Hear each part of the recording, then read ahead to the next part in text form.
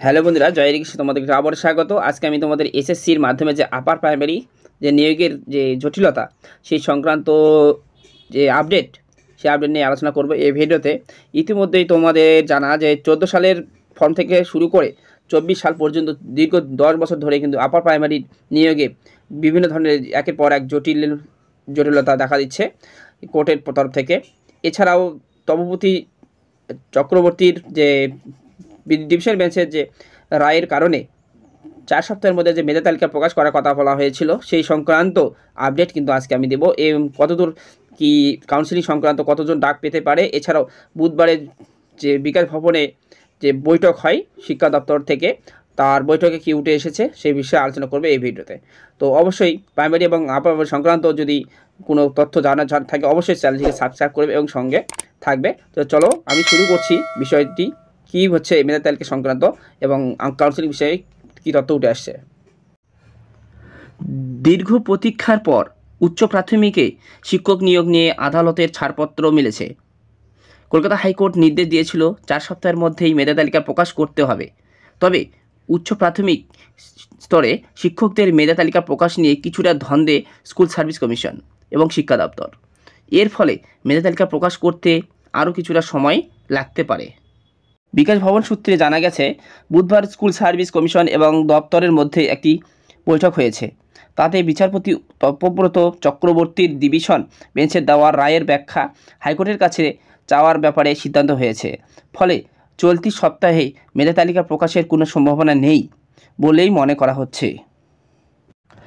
আদালতের রায়ের ব্যাখ্যা অনুযায়ী 14,052 জন প্রার্থীকেই কাউন্সিলিংয়ে ডাকা হবে, নাকি বিভিন্ন অসামঞ্জস্য থাকা প্রার্থীদের বাদ দিয়ে 13,333 জনকে নিয়োগ করা হবে।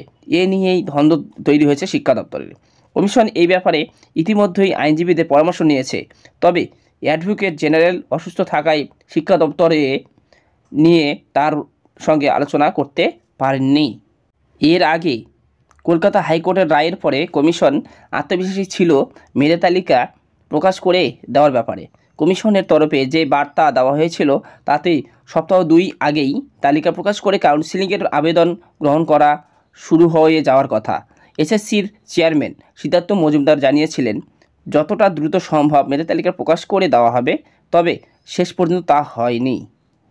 আদালতের নির্দেশের পরই মেধা তালিকার প্রকাশ নিয়ে দেরি হওয়ায় চাকরি প্রার্থীরা কিছুদিন আগে বিক্ষোভও দেখান কমিশনের সামনে। ফের বিক্ষোভের প্রস্তুতি নিচ্ছেন কিন্তু হবু শিক্ষকরা। এদিকে সুপ্রিম কোর্টেও একটি মামলা হয়েছে হাইকোর্টের রায়ের যে রায় তার চ্যালেঞ্জ করে। বেশ কিছু বঞ্চিত চাকরি প্রার্থী সুপ্রিম কোর্টে দ্বারস্থ হয়েছেন। বুধবার রাত পর্যন্ত খবর, হাইকোর্টের রায়ের ব্যাখ্যা চাওয়ার পক্ষেই প্রাথমিক সিদ্ধান্ত হয়েছে। তবে এর মধ্যে সুপ্রিম কোর্ট কোনো নির্দেশ দিলে সেই অনুযায়ী পদক্ষেপ করা হবে শিক্ষা দপ্তর তরফ থেকে। ফলে বলাই যায় আপার প্রাইমারি শিক্ষক নিয়োগের যে প্রক্রিয়া শেষ হতে কিন্তু আরও কিছুটা সময় লাগতে পারে। তাহলে বুঝতেই পারছো আপার প্রাইমারির যে শিক্ষা দপ্তর 4 সপ্তাহের মধ্যে যে মেধা তালিকা প্রকাশ করার কথা ছিল সেটি কেন করতে পারছে না। বিভিন্ন ধরনের জটিলতার কারণ আছে। এছাড়াও সুপ্রিম কোর্টে কিন্তু কিছু চাকরি প্রার্থী আবার দ্বারস্থ হয়েছেন যে হাইকোর্টের রায় চ্যালেঞ্জ করে। তাহলে এই কারণেই এছাড়াও কাউন্সিলিংয়ের যে যতজন ডাকার কথা কতজন ডাকবে তার নির্দেশ কিন্তু তাদের কাছে সঠিক নেই বলেই কিন্তু তারাও কাউন্সিলিংয়ের কোনো মেধা তালিকার প্রকাশও করতে পারছে না। তো বুঝতেই পারছো। এবং শেষ পর্যন্ত আপডেট কী হচ্ছে অবশ্যই আমি চ্যানেলে জানাবো। অবশ্যই নতুন যদি হয়ে থাকে অবশ্যই চ্যানেলটিকে সাবস্ক্রাইব করবে এবং বেল আইকনটি বাজিয়ে রাখবে। ততক্ষণে ভালো থেকো।